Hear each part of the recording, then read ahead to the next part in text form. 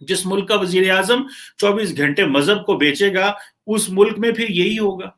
फिर मौलवी भी उठ के उस मुल्क के वजीर आजम को गन पॉइंट पे कह रहे होंगे कि हमारे लीडर को छोड़ो, जिसके ऊपर 98 केसेस हैं उनको छोड़ो, वरना हम तुम्हें जो है वो नहीं मुल्क चलने देंगे। और हुकूमत सरेंडर कर बैठी है उनके आगे, और हुकूमत सरेंडर कर बैठी है, और उधर उधर इंडिया है जो कि फ्रांस के साथ एक नेक्स्ट लेवल की पार्टनरशिप एस्टैब्लिश कर रहा है। और ये जो स्ट्रेटेजिक पार्टनरशिप है, ये that goes for maritime security और इंडो पैसिफिक की बात हो रही है। जो फ्रेंच फॉरेन मिनिस्टर हैं, जो जीन इव जो हैं, उन्होंने ये कमिटमेंट की है इंडिया के साथ कि वो डिफेंस में, स्पेस में, सिविल न्यूक्लियर एनर्जी में और सिक्योरिटी में इंडिया के साथ हर तरह खड़े हुए हैं। मैं दोबारा बोलता हूं, जो फ्रेंच फॉरेन मिनिस्टर जीन इव है, उन्होंने कहा है जी कि स्पेस के इशू, स्पेस की बात कर रहे हैं, ये हवा की नहीं, स्पेस की बात कर रहे हैं।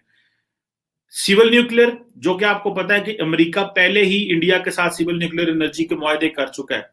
अब क्योंकि दुनिया किस तरफ जा रही है, दुनिया कहती है जी रिन्यूएबल एनर्जी की तरफ जाना है, तो जितने यूरोपियन और वेस्टर्न ममालिक हैं, इनके पास मैसिव न्यूक्लियर कैपेबिलिटीज हैं।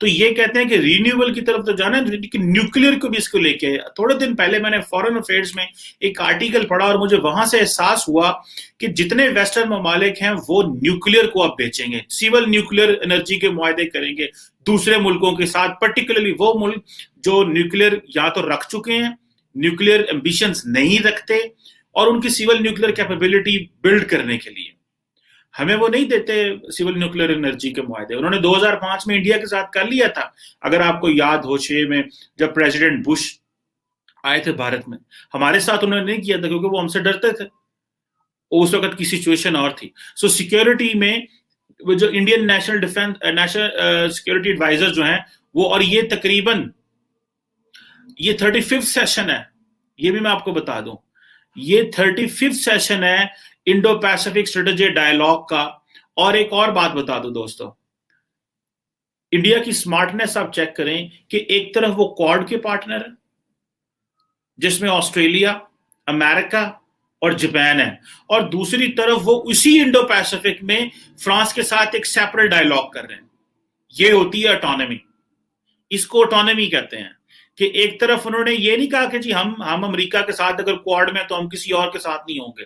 अब हुआ यह है कि अमेरिका ने फ्रांस को और पूरे यूरोप को इग्नोर कर दिया इंडो पैसिफिक में। उसमें इग्नोर करने की वजह से उन्होंने कहा कि ये बेसिकली वो जिसे कहते हैं ना कि जो बाइडेन एडमिनिस्ट्रेशन ने भी इग्नोर किया, ये ट्रंप ने भी किया था। फ्रेंच इस चीज पे नाराज हैं कि जो अमेरिकन एक नया फ्यूचर रीड्रॉ कर रहे हैं उस पर ये हमें पूछ ही नहीं रहे।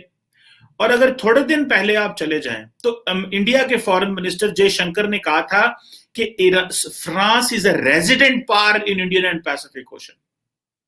France is a resident power in Indian and Pacific ocean. वो क्यों दोस्तों? उसकी वजह यह है कि फ्रांस की ओवरसीज टेरिटरीज हैं, इंडियन ओशन में भी और पैसिफिक ओशन में भी।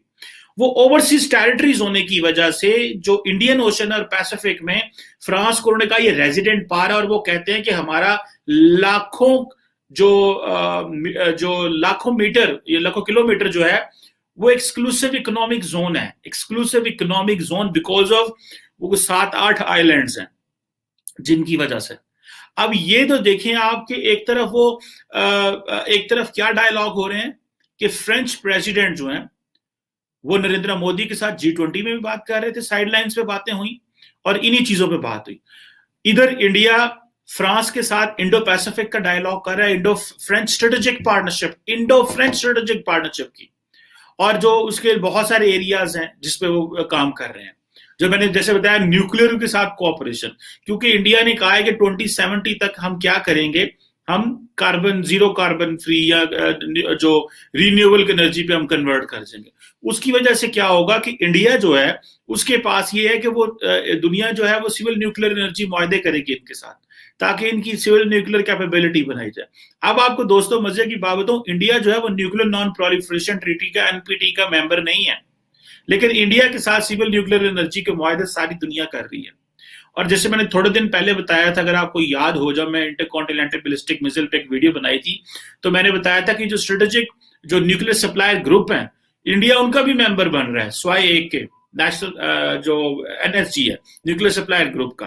बाकी जो मैसेंजर अरेंजमेंट है, ऑस्ट्रेलिया ग्रुप है और एक और है, उसका जो है वो इंडिया ऑलरेडी जो मेंबर है।